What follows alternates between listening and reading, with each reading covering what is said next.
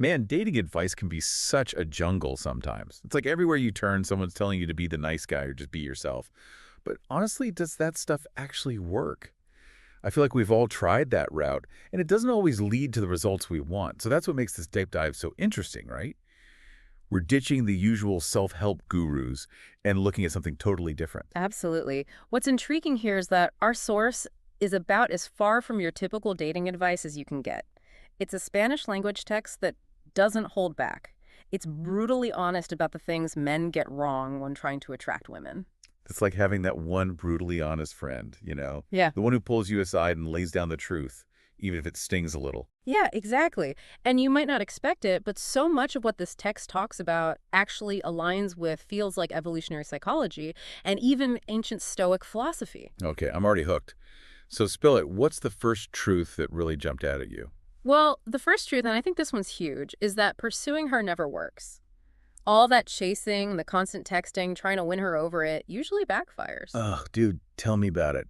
I've been guilty of this myself, and let me just say, it rarely, if ever, had the desired effect. In fact, I think it probably pushed people away more often than not. It goes back to this psychological principle of scarcity. The harder something is to obtain, the more we value it. When you're constantly chasing someone, you're sending this message that your value depends on whether or not she likes you. And let's be honest, that's not exactly a recipe for attraction. No, it definitely doesn't scream confident and attractive. It's more like, please like me. It's the opposite of how someone like Marcus Aurelius, the Stoic emperor, approached life. Think about it. His whole philosophy was about finding self-worth from within, not from external validation. Can you imagine him stressing over someone not texting back? He'd be way too busy meditating and reflecting on his own inner strength. Yeah, the guy had his priorities straight. Yeah. So instead of chasing after someone, hoping they'll suddenly see how amazing we are, it's about shifting that focus inward. Exactly. It's about becoming the prize, investing in Yeah. yourself, your goals, your purpose, your personal growth.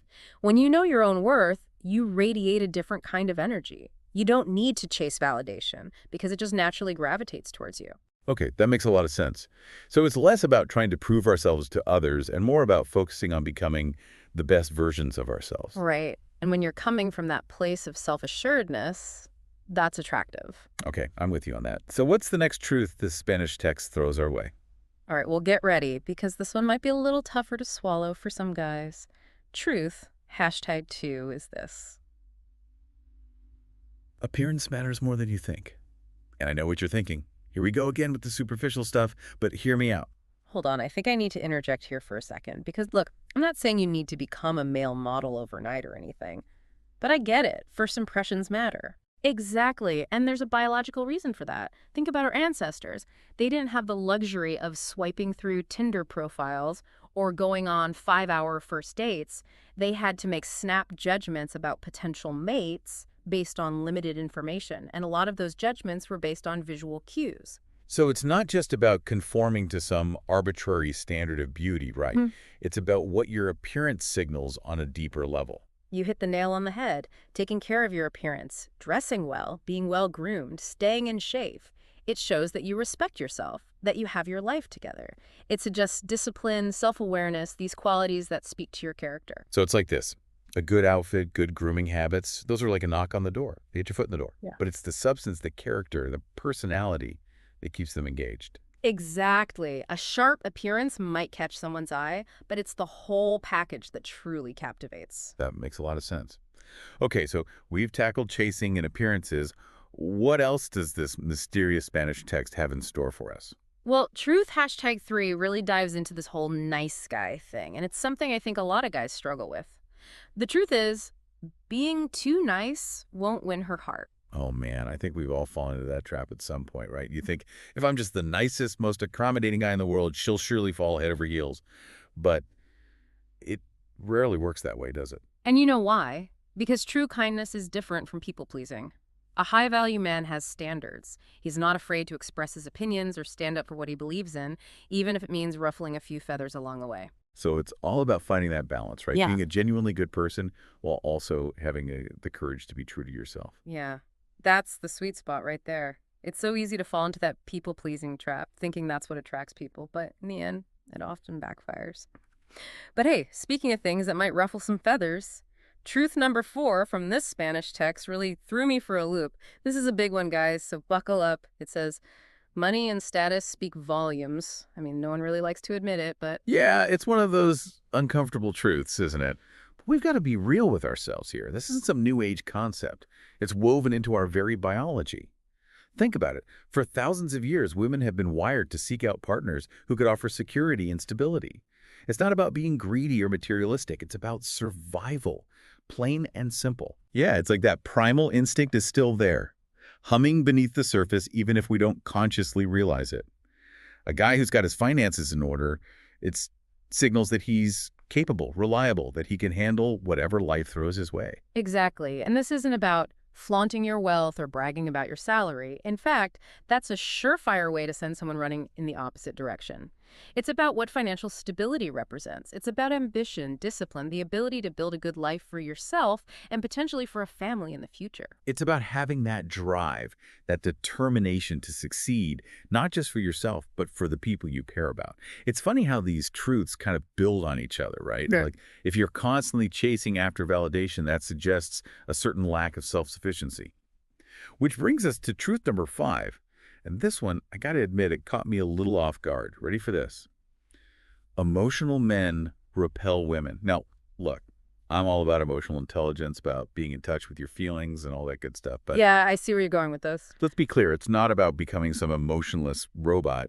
It's about finding that sweet spot where you're in control of your emotions instead of letting your emotions control you. So it's more about finding that balance again, right? Yeah. It's healthy to feel things deeply, to experience the full spectrum of human emotion. I think that actually speaks to a rich inner life, but it's about not letting those emotions drag you down into a pit of drama or insecurity. Exactly. Because think about it. If you had to choose, who would you rather spend your life with?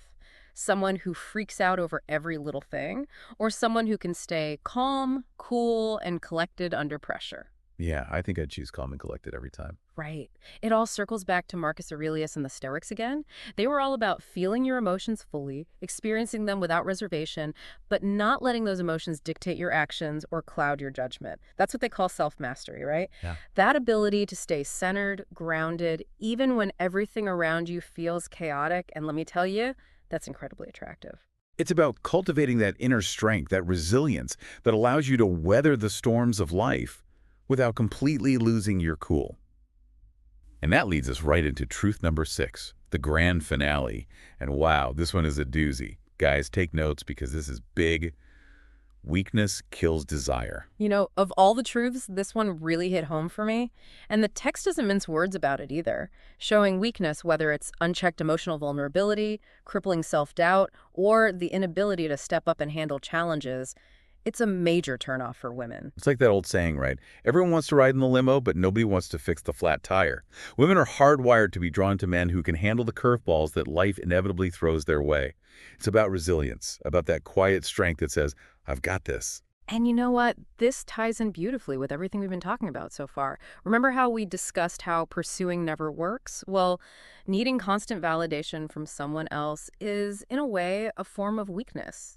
It's like you're saying, I don't believe in my own inherent worth, so I need you to constantly prop me up. Whoa. Yeah, when you put it like that, it makes so much sense. It all comes back to that core inner strength, to that unwavering self-belief. Because when you're secure in who you are, when you radiate that kind of confidence, you don't need to chase after anyone's approval. It just naturally gravitates toward you. You nailed it. It's about facing those challenges head on, learning from your mistakes, and never ever giving up on your own growth. It's about being the kind of man who inspires others, not through flashy displays or grand gestures, but through the quiet, unshakable strength of his character. You know, it's funny, when you really break it all down like this, it almost feels like this whole Spanish text is flipping the script on traditional dating advice. It's not about learning tricks or putting on some kind of act. It's about genuine, from the inside out, self-improvement. You got it. And that's what I love about this approach. It's about recognizing that the most attractive thing you can do is to simply become the best version of yourself. It's like that Marcus Aurelius quote we keep coming back to. The impediment to action advances action. What stands in the way becomes the way. It's about facing your challenges head on, using them as fuel for growth, not letting them hold you back, but using them to propel you forward. That's the beauty of Stoicism, isn't it? It's such a powerful framework for cultivating that kind of self-mastery. It's about radical responsibility, taking ownership of your emotions, your reactions, your choices. Instead of playing the victim or blaming external circumstances, it's about looking in the mirror and saying, okay, where are my weak spots? What can I improve about myself? And not from a place of self-criticism, but from a place of genuine desire for growth. Exactly. And that's what makes a man so magnetic, that self-awareness, that commitment to personal evolution. It's about pushing yourself to be a little bit better each day in every area of your life, your health, your finances, your relationships, your purpose. So before we wrap up, if you could give our listeners just one piece of actionable advice to take away from all of this, one thing they can start doing today to cultivate that inner strength, that irresistible attractiveness, what would it be? You know, if I had to pick just one thing, I'd say identify one area of your life where you feel a sense of weakness, where you lack confidence. It could be anything, your fitness, your finances, your social skills, whatever it is, don't shy away from it. Lean into it. That's interesting. So it's not about trying to hide those perceived flaws or pretend they don't exist. It's about acknowledging them, confronting them head on. Exactly. Because here's the thing, those moments of challenge, when you push past your comfort zone, when you face those fears you've been avoiding, that's where the real growth happens. And that journey, that process of becoming stronger, more capable, more self-assured, that's what makes you truly attractive. Because at the end of the day, true confidence isn't about arrogance or bravado. It's not about trying to impress anyone or pretend you have it all figured out. It's about that quiet inner knowing that you're on the right path, that you're constantly striving to become the best version of yourself. And that kind of confidence, the kind that radiates from within, that's what truly captivates and inspires. So as we wrap up this deep dive, I want to leave you with this question. What's one small step you can take today to start cultivating that unshakable confidence, that inner strength, that genuine attractiveness? Remember, it's not about tricks or shortcuts. It's about embarking on that journey of self-discovery and becoming the kind of man you're truly proud to be.